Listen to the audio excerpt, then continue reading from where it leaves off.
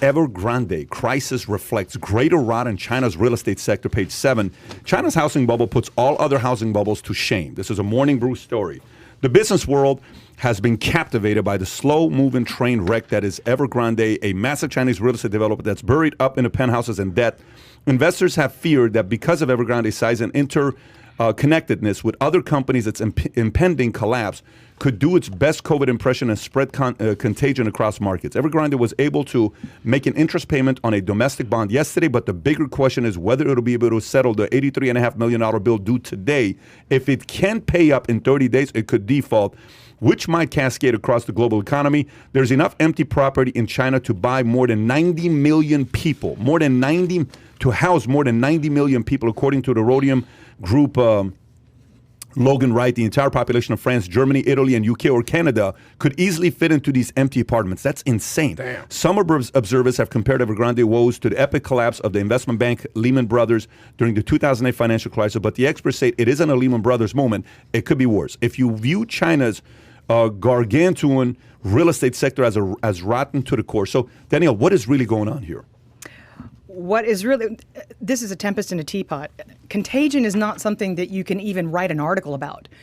If you're able to publish it on the web, then it's not going to happen because contagion happens like that.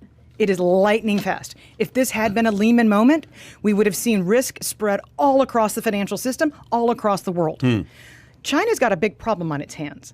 And that's that China does not want to be an industrial-led economy anymore. It does not want to be the country of factories and only the country of factories. It wants for its citizens to act more American and consume more and buy more. But they overfed. They gave too much leverage. They gave too much credit to the real estate sector. So now your average Chinese household cannot afford to consume anything because housing prices are so damn expensive. So this is China trying to defuse a bomb internally. This is, if they wanted to bail out Evergrande tomorrow, they could. And that's the bottom line. There's a reason that the Chinese officials are not bailing out Evergrande. They want this to happen. They want leverage to come out of the system, and they want for their consumers. What did they do last night? Last night, the International Olympic Committee said, we're not letting in foreign spectators. But unlike Tokyo, we're going to let Chinese citizens come to all these Olympic spectator events. They want Chinese consumers to be more American. That's very interesting. And that's why they're doing this. And that's why it's so controlled, and that's why we haven't seen contagion. That's why our stock market remains near all-time highs. That's why our high-yield bond market has not... This Evergrande has not bled into it. It's because China wants to be better at being American than America. Tom, what are your thoughts on this? I see this a little bit differently. I respect what you're saying, but I think China has already signaled to people because this, I drew this really, really fast. Anytime you have something with a B like this in real estate, you have interconnected debt sources and interconnected leverage sources. And they're all over here. And there's London and there's New York and this. It's all interconnected. And so you always end up with these things that look like an atom of plutonium. And it kind of is. And I believe what has happened... There will be financial losses. Yeah, I believe that China has signaled that it is going to... Kai, that's crazy. Eat some of this. I believe China has signaled, Pat, that they are going to eat and they're going to fix some of this. I also believe that there's these other political things about the westernization of Chinese people. But look, our banks would already be freaking out right now because of the interconnectedness of $83 billion in debt. There would already be certain freakouts. The last man standing, whether it was, Goldman or whether it was This Deutsche. looks like a movie. This is real.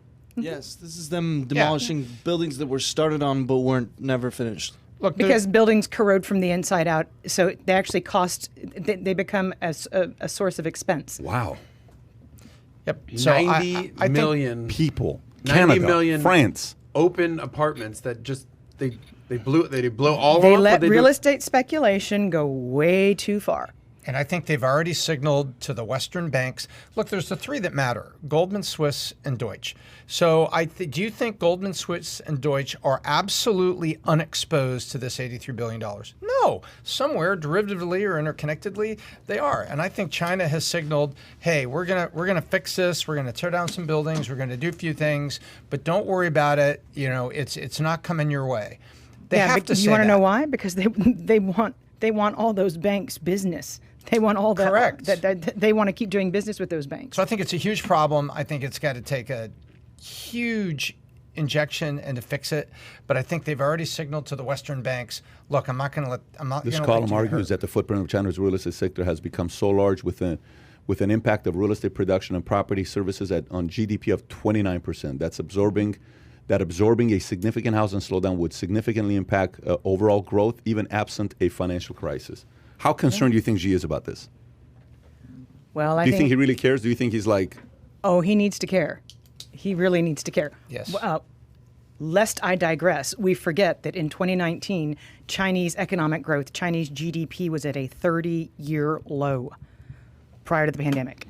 You see, he can't fake that, and he also can't fake the thing with the banks. But what will he say publicly and what face will he show? Different things. Yes, but he's under political pressure inside of his own party right now, which most people do not understand.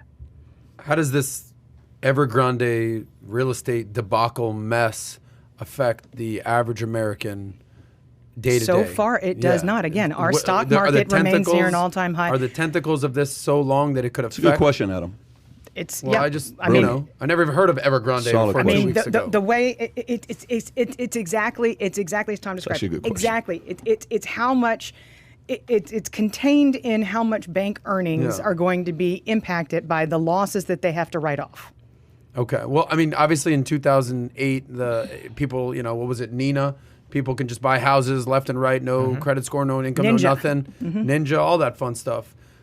I never heard of Evergrande. I doubt many of our listeners ever heard of Evergrande before last month. Is this something that has the scope of another financial mortgage meltdown, or this is not something that Americans should be too concerned about? I think that if it was going to have affected the U.S. financial markets, it would have already happened. Okay. So if you enjoyed this little short segment from the podcast that we did, here's another short segment to watch. Or if you want to see the entire podcast, click over here. Take care, everybody. Bye-bye.